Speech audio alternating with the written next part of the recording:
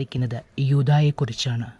ബൈബിളിലെ യൂദ എന്ന കഥാപാത്രത്തെ നമ്മൾ പലപ്പോഴും കേട്ടിട്ടുണ്ട്.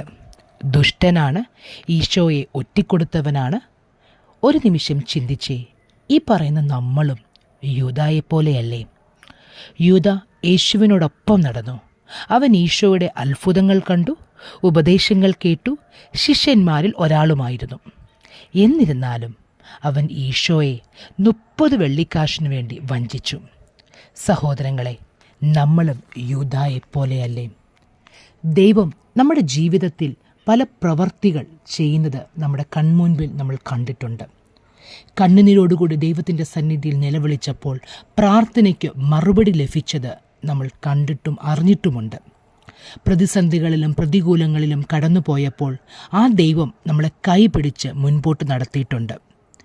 എന്നാലും തിരക്കാണെന്നും സമയമില്ല എന്നും പറഞ്ഞ് പണത്തിൻ്റെയും പ്രശസ്തിയുടെയും ജീവിത പാച്ചിലിൻ്റെ നടുവിൽ ആ ദൈവത്തെ നമ്മൾ പലപ്പോഴും മറന്നുപോയിട്ടില്ലേ?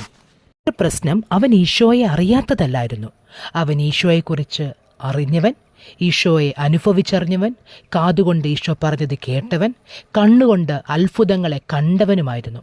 എന്നാൽ ഏതോ ഒരു നിമിഷം പിശാച് അവനെ കീഴടക്കി.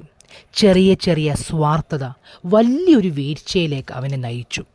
ചിന്തിച്ചു നോക്കിക്കേ, നമ്മുടെ ജീവിതത്തിലും ചെറിയ ചെറിയ പാപങ്ങളല്ലേ വലിയ വലിയ വീഴ്ചകളിലേക്ക് നമ്മളെ നയിച്ചത്?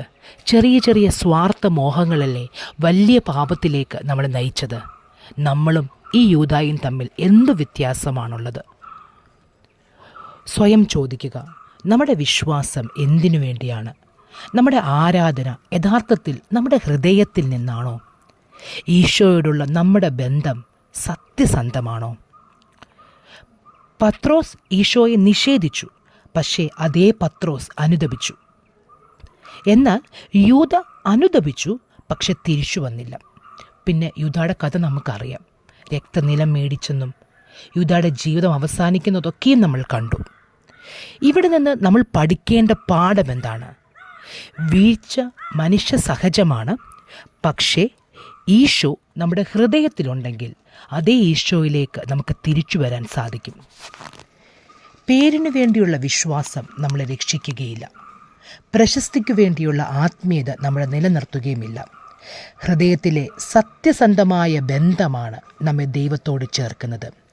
അതുകൊണ്ട് ഇന്ന് നമുക്ക് പ്രാർത്ഥിക്കാം. ദൈവമേ, ഞങ്ങളെ യൂദായെപ്പോലെ ആകാതിരിക്കാൻ സഹായിക്കണമേ.